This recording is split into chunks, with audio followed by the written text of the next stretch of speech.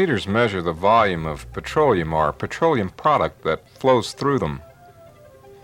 In gallons or barrels, the meter register tells how much oil or product has been bought, sold, or transferred to another's custody. So, a meter must give accurate readings. However, a meter doesn't always deliver exactly the volume it says it did. To understand why, let's look closer at a meter. Many types of meters are available, but a common type is the positive displacement meter. In this type, liquid flows through the meter and turns either a rotor or lobed impellers. These rotating elements form a measuring chamber of fixed volume. The rotation of the chamber is transmitted through gears to the meter register above. Since each chamber has a fixed volume, it divides the liquid stream into precise or positive segments. Thus, it is termed a positive displacement meter. One limitation in a meter's performance has to do with its design. Clearance between the rotor blades or the impeller and the meter housing is needed so that the rotor or impeller can rotate freely.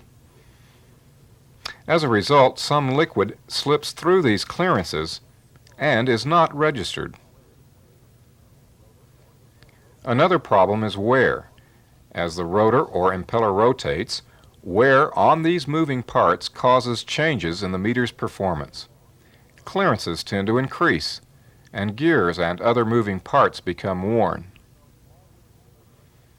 So, because meters don't always deliver exactly the volume they register, they must be calibrated. They must be proved. To prove a meter, you precisely determine a volume of liquid, either before or after it's run through the meter. Then, you compare the meter's indicated volume with the known volume.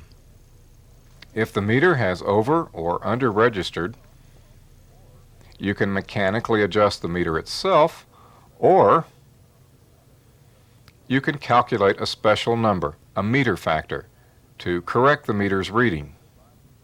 Now, a meter factor is found by dividing the known volume by the volume registered by the meter. Then, the meter's registered volume is corrected by multiplying it by the meter factor. For example, suppose the meter's registered volume is 10,000 barrels. If the meter factor is 0.9964, then the corrected volume is 9,964 barrels. On the other hand, mechanical adjustment is done by adjusting the calibrator of the meter. Adjusting the calibrator changes the ratio between the rotor or impeller and the meter register to correct the register. Both mechanical adjustment and a meter factor are accurate ways to correct the meter's registration. So why are two methods available? Well, it depends on where the meter's used. For example, this meter is at a truck loading facility. Such meters are usually mechanically adjusted because even if it can be adjusted to only 99.98% accuracy, 99.99% accuracy introduces an error of only plus or minus 1/2 gallon in loading a 2,000-gallon truck compartment.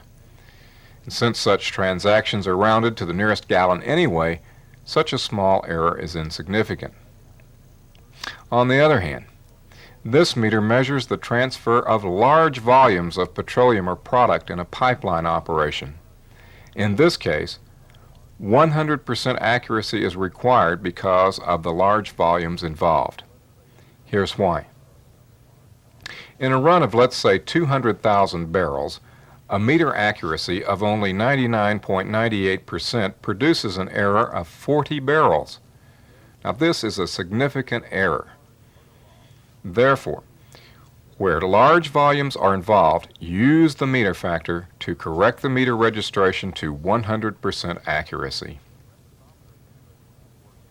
If you have workbooks, stop the tape and work exercise 1. Then return to the program.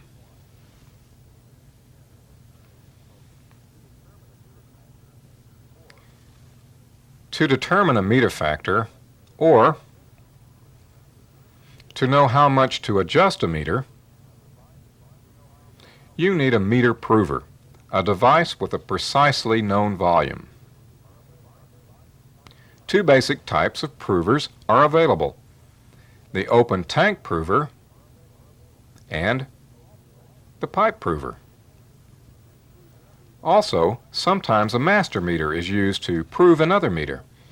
A master meter is simply a meter with known performance. You compare the performance of the meter being proved against the known performance of the master meter. But let's concentrate on pipe provers and open tank provers. An open tank prover is often used to prove meters at a truck loading rack, because using the prover is similar to loading a tank truck. Since the prover is open to the atmosphere or to a vapor recovery system and is not under pressure, it's called an open tank prover. To prove a meter with an open tank prover, the liquid is flowed through the meter and into the tank. A graduated gauge glass on the prover gives a precise reading of the volume of liquid the meter delivers into the tank. Now, this reading should be to the nearest 0.01 gallon or 0.001 barrel. You compare this actual volume delivered into the tank with the volume the meter registered.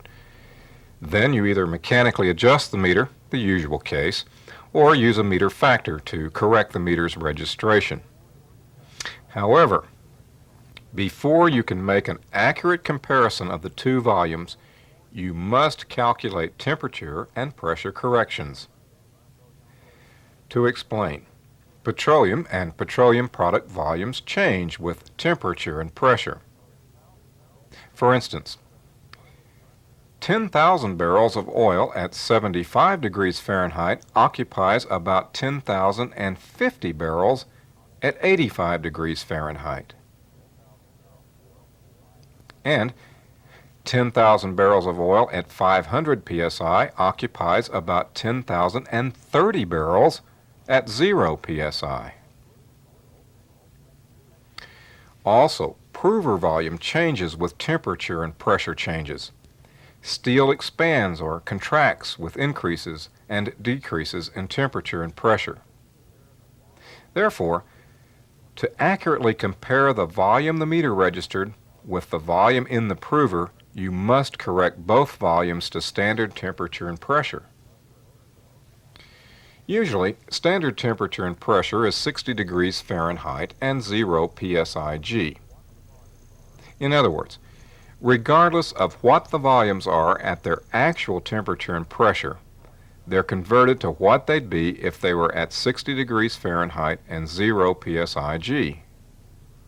Now, to convert volumes at actual temperature and pressure to volumes at standard temperature and pressure, you use correction factors. These correction factors are correction for the temperature of steel, CTS, correction for the temperature of liquid, CTL, correction for the pressure on steel, CPS, and correction for the pressure on liquid, CPL. In open tank proving, we're mainly concerned with CTS and CTL, the temperature corrections. Now, this is because with open tank provers, the liquid is under no pressure except for the atmosphere, so it's already at 0 psi. And if no pressure correction is applied to the meter, the pressure correction is automatically included when the meter is adjusted.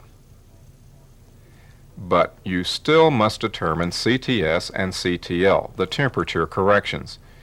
Tables are provided by API to find these factors.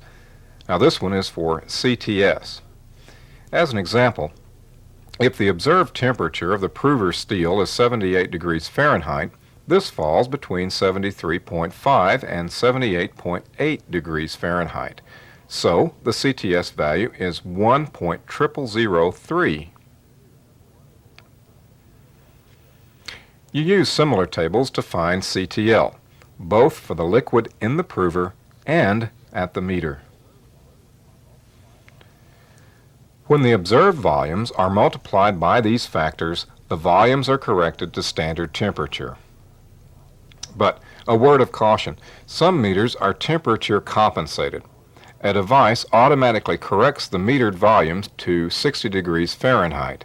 Now, if so, you don't have to determine CTL for the meter. A pipe prover is often used to prove meters in pipelines because using a pipe prover is similar to pipeline operations. Now, many types of pipe provers are available, but a common one is the bidirectional U-type. With this prover, you divert flow from the main line into the prover, either before or after the liquid goes through the meter. Now here, the prover's downstream from the meter, but it could just as likely be upstream. This is a bidirectional pipe prover because one proving run is not complete until flow goes through it first in one direction and then the other. The accurately calibrated part of the prover is its base volume. The base volume is calibrated and certified to deliver a very specific round-trip volume of liquid, like 5.028 barrels, for example. Using a four-way valve, you direct flow through one side of the prover, here to the right. A ball or displacer sphere contacts a detector switch. When contacted by the displacer, the detector switch starts an electronic counter. The counter counts pulses put out by a pulse generator on the meter. The number of pulses on the counter represents the metered volume. The pulse generator is attached to the meter and puts out a large number of pulses for every barrel the meter registered. As the displacer travels through the prover's base volume portion, the electronic counter continues to operate and accumulate the meter's indicated volume. When the displacer reaches the other detector switch, it trips the switch and the counter stops registering pulses. The displacer then goes into the left receiver trap, but this is only half the run. To complete it, you send the displacer back the other way. The displacer hits the detector switch and the counter starts counting meter pulses again, adding to the number already counted in the first half of the run. Finally, the displacer travels past the other detector switch and the counter stops registering pulses. Now you read the total pulses on the counter. Here it's 85,357. When this number is converted to barrels, it tells you the volume the meter registered.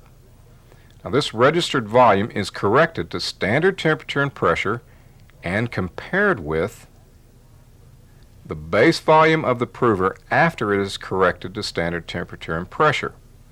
Temperature and pressure corrections are made after finding values for CTS, CTL, CPS, and CPL.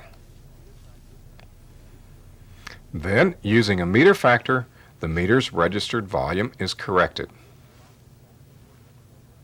If you have workbooks, stop the tape and work exercise 2. Then return to the program.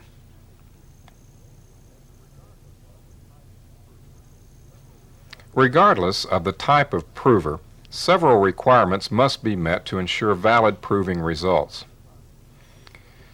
First, prove the meter under the same conditions at which it normally operates. For example, prove the meter at its normal flow rate. Don't change the flow rate during a proving and expect the job to be valid. Second, The prover must have a capacity large enough to provide proving runs of adequate duration. For example, an open tank prover has to be large enough to hold at least the volume of liquid the meter delivers in a 1-minute period at its normal flow rate. And preferably the prover should have 1.5 to 2 times this capacity. Third, you must make enough runs to establish the validity of the proving. Enough runs to establish repeatability. Here, 10 runs were made, and requirements in this case called for the pulse counts for 5 consecutive runs to be very close to the same figure. Here, the pulse counts for the last 5 runs meet the requirements.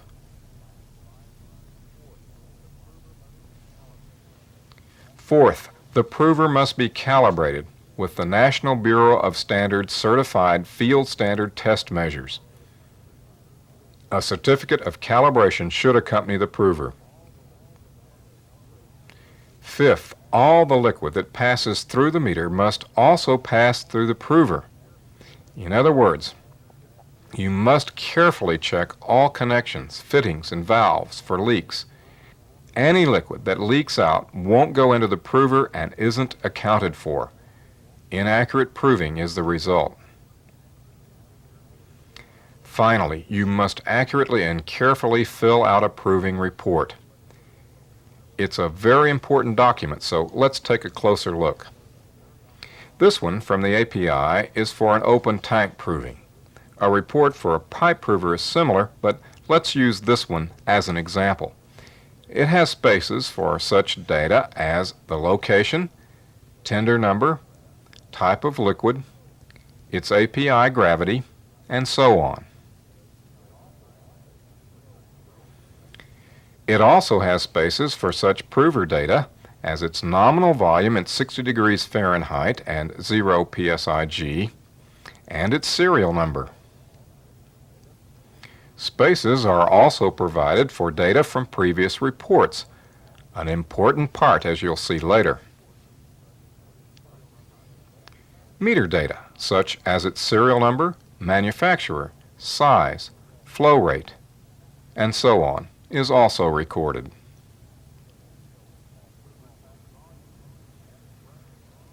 Prover tank volume data and run data is also recorded. Here, data for up to 4 runs can be written down. The proved meter data section has spaces for final and initial meter readings, indicated volume by the meter, temperature at the meter, pressure at the meter, and so on.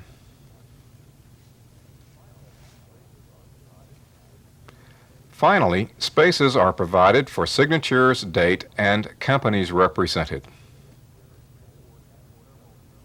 Now, the completed report has several uses. For one thing, it gives the information needed to mechanically adjust the meter to the required accuracy, or it gives the information needed to calculate a meter factor. In addition, the report becomes a matter of record, a record to use for petroleum or product transactions. Also, it's a record to use for meter evaluation. For example, let's say you prove a meter and determine a meter factor. Now, this current factor may be different from the factor determined the last time the meter was proved. Let's say 0.9988 versus 0.9984. Now, in this case, the previous and current factors are very close to the same, probably well within the tolerance set by your company. However, suppose the previous factor is 0.9988 versus 0.9940 for the current proving. Now, 0.9940 is quite a bit different from 0.9988 and is probably out of the tolerances set by your company. In such a case, the question, why is the factor out of tolerance, must be asked. All right, first, check to be sure the proving job is good. All the recommended methods and procedures must be followed, and all data must be accurately recorded.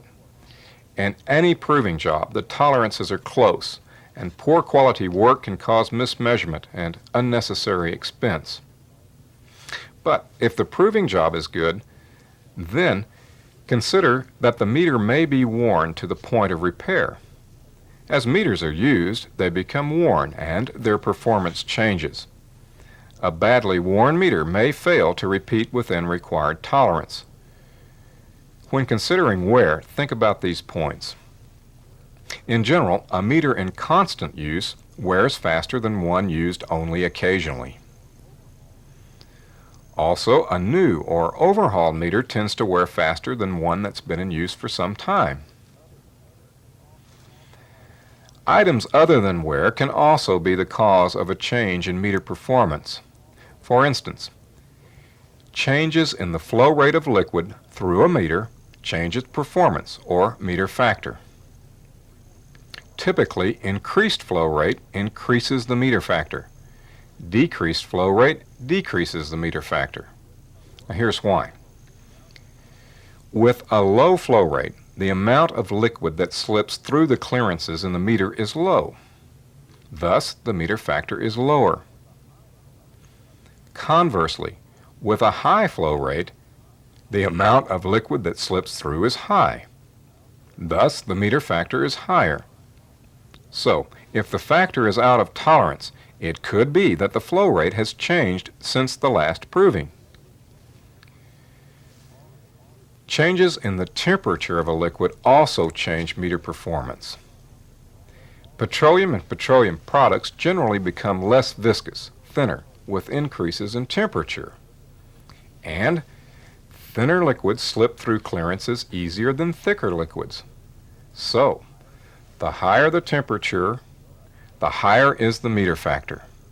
Thus, changes in the temperature of the liquid flowing through the meter can account for factor changes. Changes in the API gravity of the liquid also change the meter factor because, in general, a high gravity liquid is less viscous, thinner, than a low gravity liquid. So, high gravity liquids, because they are thinner, slip through clearances easier than thicker low gravity liquids. Thus, an increase in gravity causes an increase in the meter factor, or a decrease in gravity causes a decrease in the meter factor. Now, this is why you always check the liquid's gravity in all proving jobs. If you have workbooks, stop the tape, change the slide tray, and work exercise 3. Then return to the program.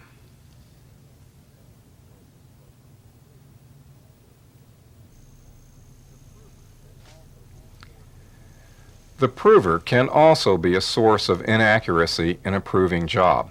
Let's look at some examples. First, remember that no leakage can occur. Every drop of a proving run must be contained in the proving system. Otherwise, the proving is invalid. You can check for external leaks by simply checking connections. But you need internal leak detectors to see if valves are leaking internally. Here, a small valve at the base of the main valve is opened after the main valve is closed. If liquid flows out of the small valve, then the main valve is leaking and needs repair before proving can continue. Now, just because the meter can repeat within tolerance with a small leak, don't make the mistake of ignoring it. Here's why. The volumes used in proving a meter are relatively small. So a leak of, let's say, only 1 gallon for a 1,000-gallon proving run may not seem like much. However, if you ignore the loss of 1 gallon per 1,000 in a proving run, the error adds up to 1,000 gallons for every million gallons through the meter. Now that's a lot. Also, even the leakage of 1 pint is significant. A pint of leakage adds up to 125 gallons for every million gallons. And when it comes to pipe provers, where the base volume for one run can be about 5 barrels or less, leakage is even more critical. For a prover of this size, the leakage of less than 1 ounce, half a shot glass, can cost you 1 barrel per 10,000 or 100 barrels per million. So, always check for leaks, even small ones. Now, one problem open tank provers have is buildup inside the tank. Buildup causes the prover to contain less volume than indicated on the gauge glass. So, inspect the interior frequently and, if necessary, flush it with an approved solvent. A common proving error is in temperature determination. Thermometer reading errors, inaccurate or damaged thermometers, or poor installation can all lead you astray. How important is accurate temperature measurement? Well, let's look at 1 degree Fahrenheit of error with liquids that range from 30 degrees to 65 degrees API, a range that covers most of the crude and products we meter. Depending on the gravity, the correction for 1 degree of temperature ranges from 4 to around 6 barrels per 10,000. All right, this means that someone gets taken by 4 to 6 barrels per 10,000 for each 1 degree of temperature error in a proving job. So, always be sure that the thermometers are accurate and installed properly. If you don't, a temperature error could go undetected for years. Air or vapor in a liquid also causes errors. Air or vapor, like liquid, imparts motion to the meter's rotor. So, the air or vapor is registered as though it was liquid. Slippage through the meter is also increased. Further, if the air or vapor goes through the metering system in slugs, the meter probably won't repeat within tolerance. On the other hand, if the air or vapor is evenly distributed in the liquid, it may go undetected during the proving, and the meter may or may not repeat within tolerance. In any case, air or vapor eventually causes losses as it escapes from the liquid when the liquid finally reaches a tank. So, when air or vapor is present, a proving error results. Look for the source of the air or vapor and correct the problem. For instance, maybe a leaking gland or seal on the suction side of a pump is pulling air in. It'll have to be repaired before continuing the proving job. In a tank prover, you can actually see the air or vapor in the sight glass or in the top neck. In a pipe prover, you can't see air or vapor, but you can tell if it's there when you bleed it between runs. If it's there every time you bleed, chances are good you've got a problem. In summary, remember these key points about conducting or evaluating a proving. First, always follow the recommended methods and procedures as set forth by your company and API. Second, check and double-check each step in the proving. Don't assume anything. Third, be precise in all observations and calculations. And fourth and finally, always report to your supervisor the use of any procedures not covered by the company instruction manual. If you have workbooks, work exercise 4.